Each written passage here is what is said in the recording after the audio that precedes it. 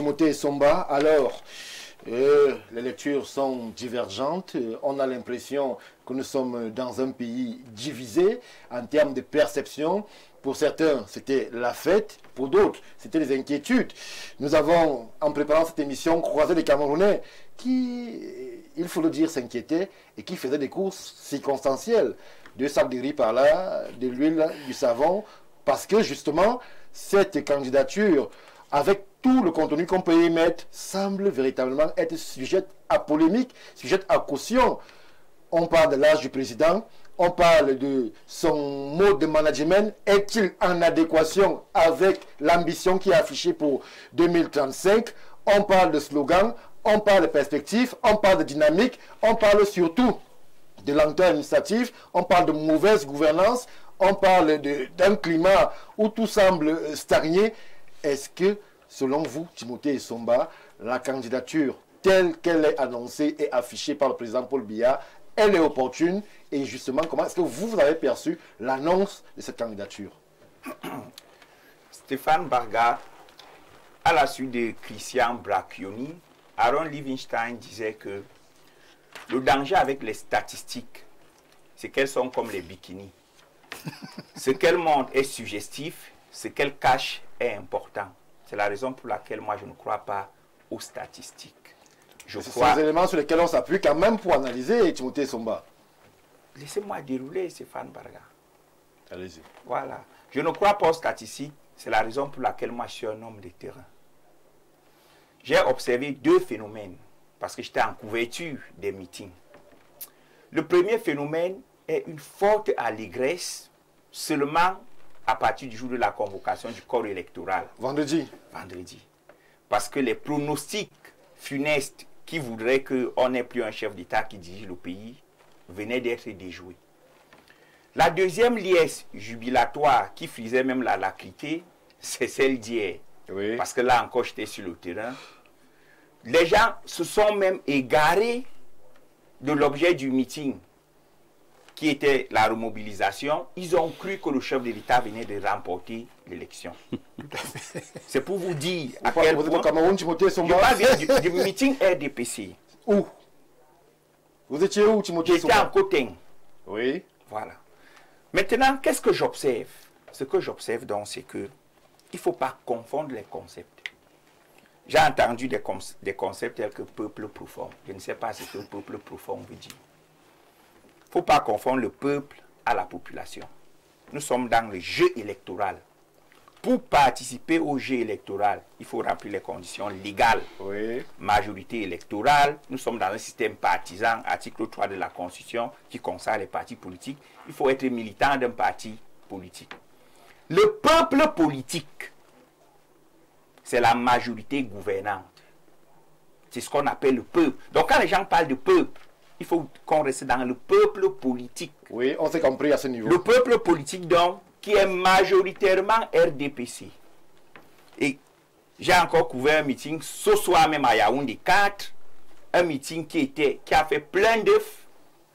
Le peuple politique qui gouverne, parce que la démocratie, c'est le gouvernement de la majorité, ne voit pas ce que vous voyez. Qu'est-ce qu'il voit, ce peuple? Ce peuple fait qu'on attendait, a appelé pendant 7 ans son champion à se représenter. Oui. Et ce peuple manifeste de la joie de voir que son champion répond à leurs attentes. Maintenant, il faut faire attention à la manipulation, une fois encore, des chiffres. Qui aurait manipulé qui? Quand on dit qu'il y a 46% de pauvres, l'inverse c'est quoi? Riche. C'est qu'il y a 54% de riches. S'il y a donc plus de riches que de pauvres dans un État, c'est qu'il n'y a pas pauvreté. Quel bonheur. Vous voyez donc Stéphane Barga. Donc, qu'est-ce qu'on fait? Même la formulation de votre question est rédhibitoire pour la candidature du chef de l'État. Parce que vous avez pris un angle. Ce que vous avez vu faire les achats, alors qu'à la réalité, il y a des gens qui font les achats trimestriels. Moi, j'ai fait les miens il y a 2 mois. En prévision à l'élection? Rien à voir avec les élections, en fonction de mes revenus. Donc, il y a une foule de congruences ou de coïncidences qui, une fois qu'elles sont mal interprétées, peuvent satisfaire l'argumentaire volontairement biaisé de quelqu'un qui vise à atteindre un objectif. Oui. Lorsqu'on décide de faire une analyse sérieuse sur une question aussi importante, l'élément basique, c'est de recourir à un échantillonnage, de procéder à un sondage. Oui. C'est la meilleure méthode. Parce qu'il ne faut pas qu'on confonde nos analyses, nos opinions et nos poncifs. Alors, l'homme de terrain a vu un peuple qui a vu sa soif étanchée par une annonce. C'est Fambarga. Je viens de vous dire, l'allégresse, il n'y a qu'à regarder les statuts. Nous sommes dans les téléphones. Est-ce que le peuple de Nkoteng peut être révélateur du peuple du Cameroun? Je continue de dire, et vous tombez dans le piège de la confusion entre le peuple et la population. Qui nous avez amené sur les concepts hier à 18 vous avez parlé du peuple politique. Le peuple politique, c'est le RDPC. Est-ce que le peuple politique, c'est le peuple de Nkoteng? Le peuple politique, j'insiste, quand on dit peuple politique, c'est la majorité gouvernante. Qui gouverne au Cameroun? Qui détient la majorité au Cameroun? Pour une fois, permettez que je vous pose une question, Stéphane Baga. Veuillez répondre. C'est le RDPC, voilà. Alors, lorsque ceux qui gouvernent, qui sont majoritaires, sont contents, pourquoi vous ne considérez pas leur baromètre de joie? Ceux qui ne gouvernent pas sont dans leur rôle. C'est de revendiquer parce qu'ils aspirent à devenir meilleurs. Je vais sortir en disant ce que j'ai encore vécu hier.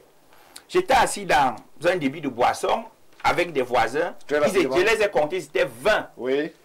Tous tenaient un discours de pandémonium. Oh, ça ne va pas se monter, c'est descendu. Je leur ai dit, vous savez comment faire basculer la situation?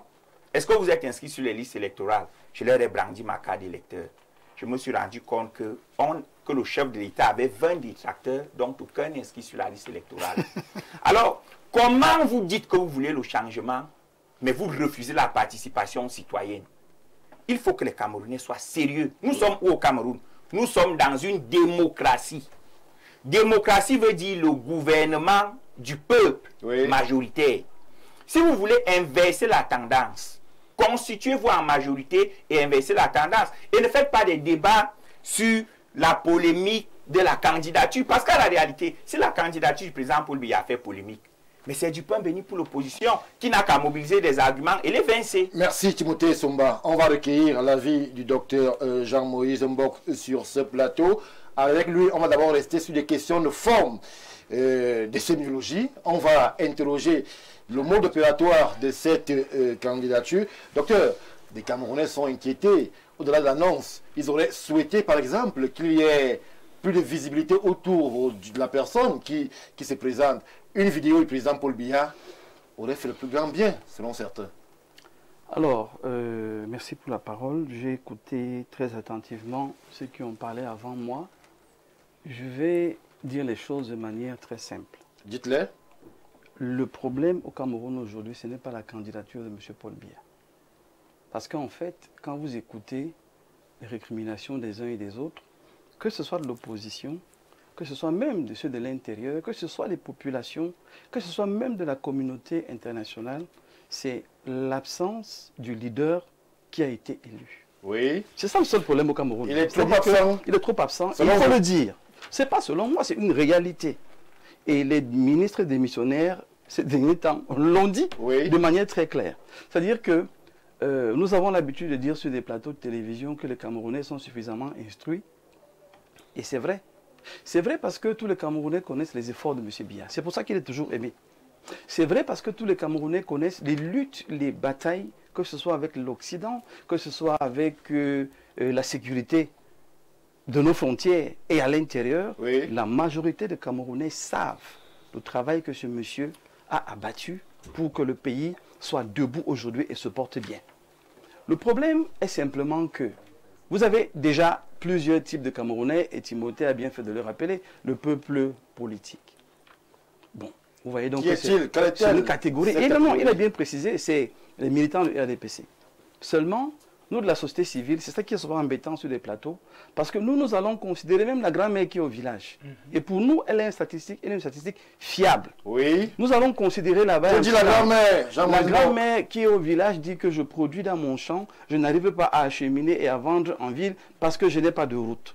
La faute au président Paul Biya? Mais naturellement, c'est lui qu'on a voté, Stéphane. Et ça me ramène, votre question est très intéressante, parce que ça me ramène au deuxième volet de mon intervention. J'ai toujours milité pour le dialogue. Oui. J'ai toujours milité pour l'échange. Et le seul dialogue qui passe, c'est le chef avec ses populations. Celui qui a été élu, c'est M. Paul Biya. Oui. C'est lui que les Camerounais ont élu.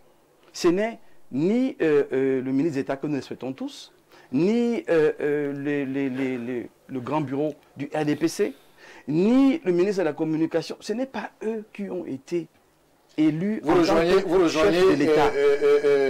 Le docteur Jean-Dieu Evouna sur l'absence du leader, sur le côté opérationnel du leadership, la visibilité du leader sur le terrain. C'est à ce niveau que se trouve la forme de discours selon vous? Entre autres. Oui. L'absence du leader, d'abord sur le volet communicationnel. Oui. Croyez-moi, la majorité des Camerounais retiennent la seule communication du chef de l'État quand le Boko Haram commence, qu'on va leur faire la guerre. Il n'y a rien d'autre. Pourtant, il a parlé dans les discours de fin d'année. Il a parlé de ces questions sécuritaires et comment on travaille et tout. Mais la majorité des Camerounais ne retiennent ces sorties que, mettant de côté les sorties de fin d'année. Oui. On ne retient que cette sortie-là. La situation au Nozo, il en parle en passant lors d'une interview.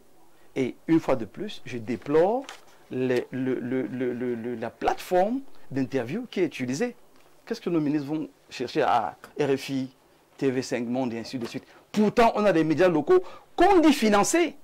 On apporte l'aide à quelle presse donc, si on ne lui fait pas confiance? C'est peut-être pour ça que ça diminue, c'est un autre sujet. Ce que je suis en train de dire ici, Stéphane, c'est que quand nous parlons à la télé comme ça, c'est toutes les strates des Camerounais qui doivent se reconnaître dans ce que nous sommes en train de dire. Oui. Quand un ministre, ou le doyen Bikoro, ou Timothée Somba défendent des causes vraies, c'est vrai. Pour ceux qui ont l'instruction et ce niveau d'information. Oui. Mais est-ce que vous savez que quand le président Biya prend la parole, il parle, même mon village, il est écouté. Tout le monde suit ce qu'il dit. Alors, revenons à l'annonce de la candidature, Jean-Moïse Mbok. Est-ce que vous, en tant que société civile, vous, au plus proche des populations, vous, acteurs au niveau du bas peuple, est-ce que vous avez perçu justement donc que le président Paul Biya, lorsqu'il annonce qu'il est candidat une fois de plus, est-ce que vous avez perçu une adhésion populaire à cette candidature-là? Deux sentiments majeurs. Allez-y, rapidement. Le premier sentiment, c'est qu'on se dit, finalement, ce qui se raconte qu'il est pris en otage, c'est vrai. Il serait pris en otage. Finalement, ce qui se raconte, qu'il serait pris en otage, est vrai. Et pour quelle raison? Parce que quand on annonce la candidature, vous voyez, c'est ça qui est embêtant quand même. Embêtant parce que on a l'impression qu'on a en face un camp qui a pris une position et qui est ferme, qui ne veut pas changer, qui ne veut pas écouter les autres. Nous disons ici au chef de l'État et toute la machine de communication autour de lui qu'à un moment donné, c'est lui qu'on veut entendre. De venir nous dire que M. Biya, c'est le ministre de la Communication, M. Biya, c'est le premier ministre, on veut lui-même, celui qu'on a voté en 2018. On n'a pas voté un ministre, celui qu'on a voté. Comment on va le dire de manière à ce qu'on soit entendu et compris? Ça pose un problème parce que quand on le dit, ceux en face ont l'impression qu'on les agresse, ils ont l'impression qu'on les attaque. Et nous, on se dit, mais bon Dieu, celui qu'on a élu... Vous aurez conseillé quoi au président pour l'annonce de sa candidature hier? J'ai livré le premier sentiment, qui est celui de l'étonnement. Oui. Le deuxième sentiment, c'est les savants du RDPC qui se disent, mais c'est ce qu'on vous a toujours dit. Oui. Vous ne vouliez pas nous écouter, voilà dans la communication qui est faite. Et le troisième sentiment, c'est un sentiment, je ne sais pas comment le qualifier, mais il est difficile. Pour certains, c'est du mépris. Pour d'autres, c'est une grosse inquiétude parce qu'on se dit, mais les supputations qui ont trait dans la nation, ils ne gouvernent plus, ils ne dirigent plus. C'est eux qui dirigent. Pourquoi ils ne sortent pas les arrêter? Pourquoi ils ne tranchent pas et on évolue? Parce que tous les Camerounais devraient aujourd'hui être sereins. Être sereins à l'étude des programmes et projets politiques de ceux qui seront candidats. Oui. Être sereins quant à qu'est-ce que moi je fais pour que mon pays se porte mieux. Oui. Serein quant à mon pays est unique, il est spécial, a des défis, a des challenges, a des ci, a des ça. Mais comment moi je peux apporter ma pierre à l'édifice? Ce silence ne facilite pas la décision et la sérénité des Camerounais. Ce qui est donc ressenti pour sortir, c'est que les Camerounais souhaitent ardemment Écoutez, que le chef de l'État fasse, même s'il est assis, même s'il est couché, mais aujourd'hui les jeunes, puisqu'il est sur Facebook, il peut faire un selfie et nous dire, écoutez, je suis candidat. Tout ce que les Camerounais veulent, c'est le voir, pour être rassurés. Et je continue de dire, tant que nos aînés et nos élites vont essayer de défendre la position de « il n'est pas obligé de vous parler », ça crée un malaise qui est difficile. Et je sors en disant simplement à nos aînés et aux hommes politiques, s'il vous plaît, nous voulons voir notre président. On veut voir le président. Selon vous, docteur Jean-Moïse Mbok, acteur majeur de la société civile au Cameroun. Docteur, je vais vous rassurer sur quelque chose. Nous sommes à 21h45. Nous sommes quasiment à 700 messages sur nos plateformes. Ça veut dire que les Camerounais vous écoutent attentivement et que ce que vous direz et ce que vous dites sur ce plateau est absolument disséqué de par toutes les parties qui nous écoutent. Alors, Jean de Dieu Vouna, je suis avec vous en attendant que le docteur Badjek va se préparer. Vous avez semblé porter un certain nombre de griefs contre l'annonce de cette candidature-là. Le Timothée et le Patriarche vous disent qu'elle est conjoncturelle, ou alors la situation est conjoncturelle. Il y a eu beaucoup d'étapes, beaucoup de difficultés qui ont été plus ou moins vaincues par le président sortant. Est-ce que vous y croyez? Est-ce que vous croyez qu'avec un autre septennat, les choses peuvent basculer et changer de façon à ce que les Camerounais que vous avez vus affamés, aigris, malheureux, puissent retrouver le sourire? Je voudrais dire aux doyens que l'Éthiopie a connu des crises internes. Oui. Mais ils ont pu réaliser le grand barrage de la Renaissance. L'Éthiopie vit aussi les mêmes questions géopolitiques. Et quand même, ils ont pu réaliser et arriver à la paix. Oui. Je voudrais dire à mon frère Timothée qu'il est un journaliste. Ce n'est pas digne de remettre en question des questions scientifiques. C'est un chercheur. Oui. Que je sache, et il travaille au ministère de la Recherche scientifique. Je ne suis pas là en tant que chercheur. Non, je le dis déjà. Restons disciplinés. Non, restons disciplinés, docteur Evouna. Bon, le synthé clair, Timothée ne sont pas directeur de publication. Oui, justement, en tant que DP et en tant que scientifique, il est maladroit de remettre en question des questions scientifiques et surtout que nous avons ici quand même un aîné. Qu'est-ce que la science? Un aîné. La science occulte n'est-elle pas alors l'essentiel, nous ne perdons pas en conjecture. Alors l'essentiel. J'étais de disant que votre question est importante. Il n'y a aucune raison, lorsque nous pouvons le dire, que au niveau de la criminalité économique, en 1982, le Cameroun, la Cour des comptes avait 12 dossiers de détournement. Oui. En 2024, nous avons 487 dossiers en instruction, selon la CONAC. Wow. Augmentation de 4000%. Et vous voulez nous dire, je vous parle, vous avez voulu me demander, c'est la CONAC qui dit ça. 4000 dossiers en instruction. 487 dossiers en instruction. Une augmentation de 4000%. De 82 en 2024. Ça veut dire quoi? Ça veut dire quoi spécifiquement? Que la gouvernance s'est affaissée, que le libéralisme s'est effondré, rigueur et moralisation, c'était en 20 mots. Quand on vous dit 4000% d'augmentation, ça veut dire que le système au niveau économique s'est effondré, oui, avec des détournements de fonds. Nous ne sommes pas ici pour... Mais il y a beaucoup de personnes en prison aussi. Est-ce que ça nous ramène notre argent? C'est notre argent, l'argent du peuple profond, pas du peuple politique. C'est l'argent du peuple profond, de la grand-mère, pas du peuple politique qui se réjouit de leur champion. Messieurs, soyons sérieux.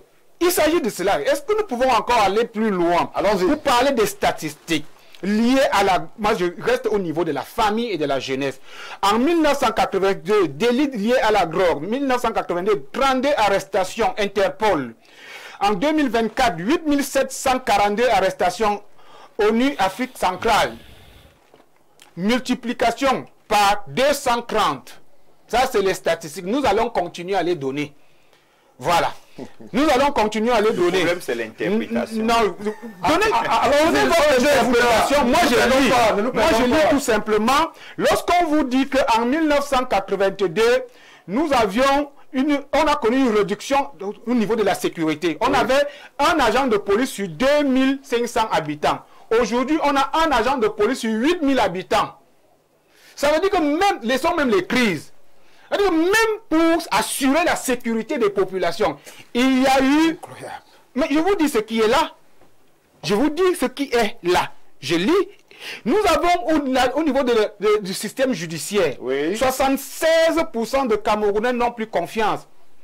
Afrobaromètre 2023. C'est-à-dire que au système judiciaire, tout le monde sait qu'en allant porter plainte, ça risque de ne pas aboutir. Si on me convoque au tribunal, si je n'ai pas les moyens, ce qui augmente aussi les questions de vengeance, où les gens sont tentés de régler les problèmes. Vous parlez du Cameroun ou vous parlez d'un Far West? Je parle du Cameroun. Je parle de mon pays. Et ça, on ne peut pas balayer ça du revers de la main.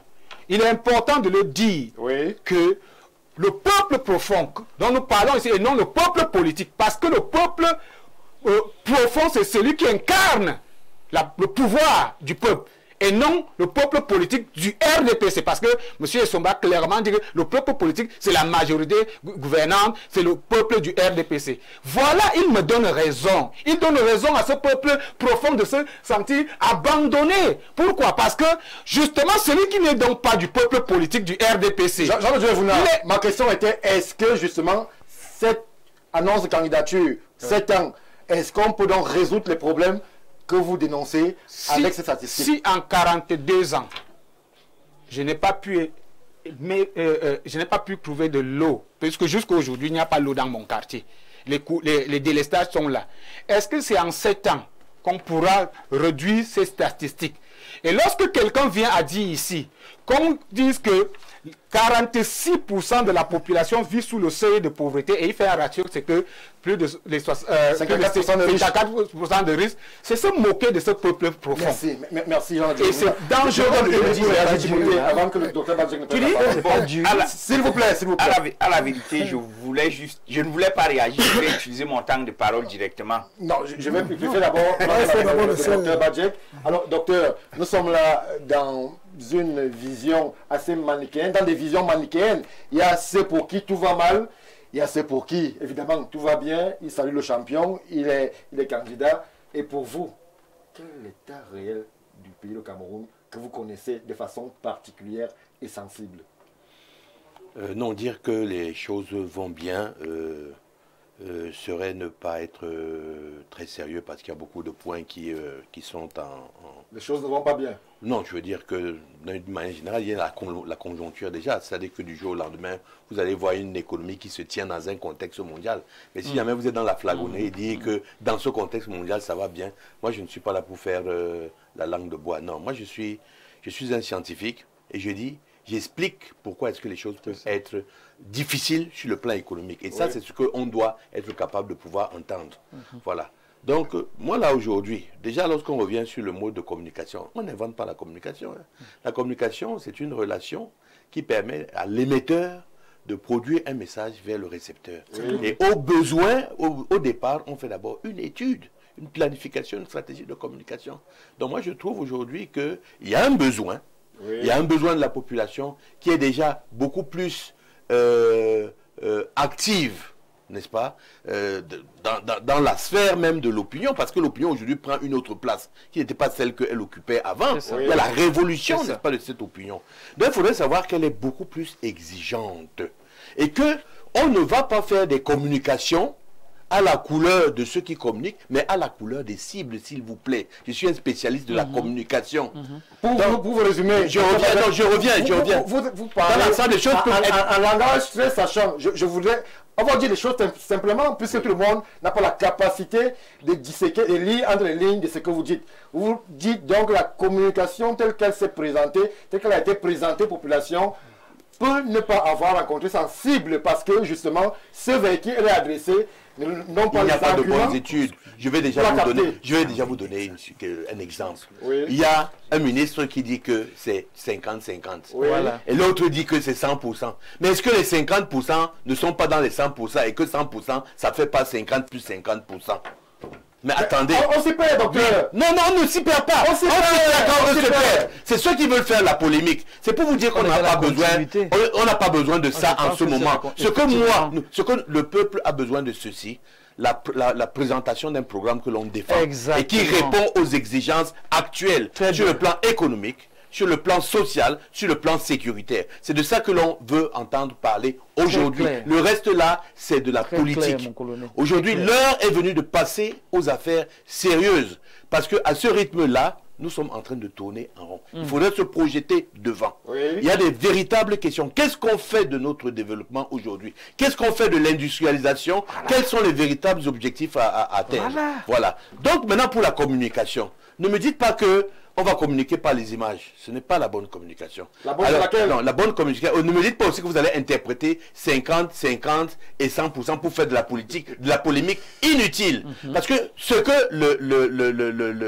un des membres du gouvernement a dit, qu'il est sûr à 100%, ça n'infirme pas celui qui a dit qu'à 50%, il est aussi, il peut le cadre. Est-ce que toutes ces communications ambiguës ne créent pas afin qu'on a consacré et nourrisse ce sentiment. Mais vous faites bien de le dire. J'ai parlé, n'est-ce pas, voici les 4 éléments qui sont fondamentaux. La fébrilité, la confusion, l'incertitude, n'est-ce pas? Et un reflet de la gouvernance qui n'est pas ce qu'il devrait être parce que les gens communiquent mal. Voilà. Je suis désolé, vous pouvez avoir une situation conjoncturelle qui est délicate et vous n'arrivez pas à démontrer pourquoi est-ce qu'elle est délicate. Elle peut intervenir dans un contexte mondial qui est délicat. Aujourd'hui, quand vous me dites qu'il n'y a pas de trou sur les routes, je me demande de qui on se moque. Voilà. Mais si vous dites qu'il n'y a pas de crédit maintenant pour pouvoir réparer les routes, n'est-ce pas? Voilà, c'est autre chose. Alors moi je ne sais pas ce que les communicants des sectoriels font. Voilà. Arrêtons un peu de polir constamment avec du miel les choses qui sont évidentes. S'ils ne savent pas faire de la communication, nous avons des cours, on peut faire des sessions de renforcement de capacité. Je suis désolé d'être pédant à ce niveau-là. La communication se fait très mal et c'est pas au bonheur des cibles. Merci beaucoup. Merci docteur Badjek, votre message il est passé. Je vais prendre l'avis de Timothée Somba avant que le doyen Bikolo ne dise un mot aussi. Mon avis à ce niveau est un avis simple. Tout dans la vie se résume à la méthode. Oui. Stéphane Barga, depuis le 11 juillet, nous sommes en période électorale. Et depuis... Informel? Non, pas informel. La convocation du corps électoral, c'est déjà la période électorale. Toutes les analyses que nous faisons à partir de ce jour concernent la présidentielle. Je ne vois donc pas les extrapolations que nous parvenons à faire pour parler de chômage, pour parler de ceci. Le programme politique du président Paul Biya est connu. C'est l'émergence 2035. Il brigue ce nouveau mandat pour se rapprocher de son projet politique qui est connu. Mais comme les Camerounais ne lisent pas, une fois de plus, les gens parlent d'absence, les gens parlent d'invisibilité. On signe un décret comment? Vous nous obligez à faire des confidences. On signe un décret pour qui? Non, on signe un décret comment? Pour qui? On signe un décret. Pour qui, Timothée Somba? Stéphane Barga, pour qui veut dire quoi? On gouverne pour qui? Pour le peuple, non? On signe un décret pour le peuple. On signe un décret, si je ne me trompe, avec un stylo. Oui. Le décret est un instrument. C'est un document. Mais donc, comment vous répondez à la polémique des signatures? Comment vous répondez à ça? Je suis en train de répondre. Même non, 3 signatures. Comment vous répondez à ça? Je suis en train de répondre. Docteur Mbok, je vous mets au défi. Voici le papier. Signez 3 fois, voici si c'est la même signature. Les téléspectateurs nous suivent. Signez 3 fois, montre aux téléspectateurs si ce sera la même signature. Ce ne sera pas la même. Le problème, c'est que, comme le docteur Badjek l'a dit, l'opinion a pris.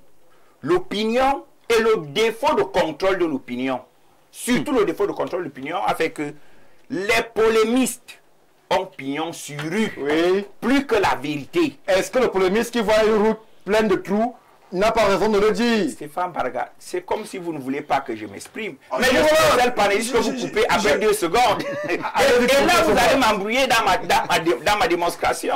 Permettez que je m'exprime. Un président de la République n'est pas un acteur de cinéma qui doit apparaître à chaque instant. Le président de la République a son timing, a son agenda. Et je continue de dire que ce n'est pas parce que le voisin ne vous aime pas que c'est tout le quartier qui ne vous aime pas.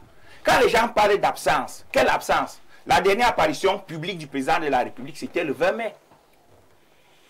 Entre le 20 mai et aujourd'hui, que s'est-il passé? Serait-il mort? Le président de la République, vous voulez qu'on fasse les confidences, est resté au bureau hier jusqu'à 22 h pour coordonner l'annonce de sa candidature. Il aurait aussi pu rester pour dire qu'il est candidat. Je l'ai dit en public. Non, vous l'aurez aussi 5 minutes de communication. Non, oh, bon Dieu. 5 minutes de vidéo. Je vous laisse vous exprimer. Permettez que je m'exprime. Allons-y, soyons dynamiques, Timothée. Vous n'exigez pas au président comment communiquer. Premier élément.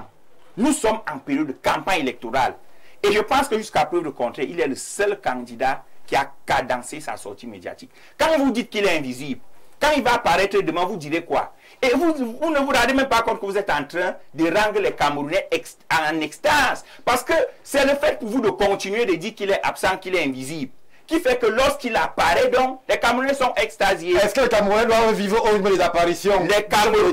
Les Camerounais, dans une opinion aussi dégradée, aussi altérée, on frise même la conflagration de l'opinion. Qu'est-ce que vous voulez? C'est pour ça que nous sommes ici, pour les éduquer, pour dire, ne suivez pas les diseurs de Bonaventure.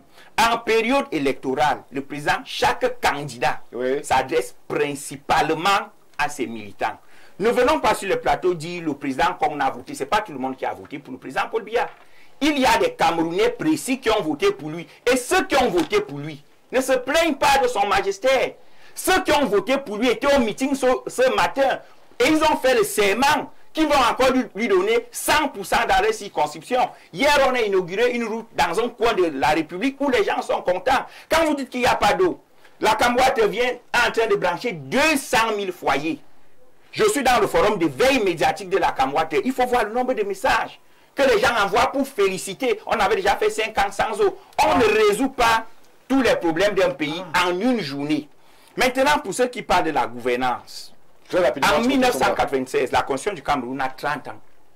En 1996, le constituant avait déjà prévu à l'article 10 alinéa 2 de la Constitution, sachant qu'on ne gouverne pas seul. Et je vais citer, le président de la République peut déléguer certains de ses pouvoirs au Premier ministre, aux membres du gouvernement ou à tout fonctionnaire de la haute administration public. Oui. Si le peuple constituant avait déjà su qu'on ne peut pas gouverner seul, avait prévu que le président peut déléguer, pourquoi on veut délégitimer l'action de ses collaborateurs qui font le travail sur le terrain? Moi je dis, en période électorale, on doit circonscrire le cadre et aller vers les élections. Donc, ce qui se passe maintenant, c'est que il y a un candidat qui est le seul à avoir la certitude d'avoir sa candidature validée en vertu de la Constitution, article 6, qui dit « Le président de la République est rééligible ». S'il y a un candidat dont la réélection, du moins, l'éligibilité ne souffre de rien, c'est bien le président Paul Biya. Maintenant, si vous voulez qu'on questionne son bilan, il faut questionner les... On le fera. On va questionner aussi les apories. Parce que ce n'était pas 43 ans de règne de sommeil, c'était 43 ans de gestion de crise accrue. Donc la plus dramatique pour le Cameroun a été la dévaluation du franc CFA en 1994. Parlons-en. Merci Timothée Somba. On va... Une petite intervention. Oui, 30 secondes. Oui, je voulais vous dire que, bon, moi je suis dans un laboratoire, que mon idée ici, c'est de pas de faire l'apologie de quelqu'un. Parce que dans nos futuribles, on a dit d'une manière globale, le scénario le plus probable, dans la prospective émise par notre laboratoire, donnera vainqueur au candidat du RDPC. Il faudra s'attendre à des revendications des mouvements sociopolitiques, mais tout finira par se tasser. Si vous voulez, au 12 octobre, vous venez, vous aurez ces éléments-ci. Notre métier est celui de prévenir et de mettre les marqueurs en exergue et de vous dire que attention à ceci, à cela, à cela. Si les politiciens aujourd'hui ne savent pas utiliser les scientifiques que nous sommes, n'est-ce pas, les prévisionnistes, n'est-ce pas, du futur, tant pis. D'autres vous les appellent les futurologues. Nous, on nous appelle les prospectivistes. Merci. Voilà ce que je voulais vous dire. Qu'on ne croit pas que je suis à l'envers là en ce moment. Quels que soient les scénarios, il y a une arithmétique électorale qui est inscrite. On la connaît.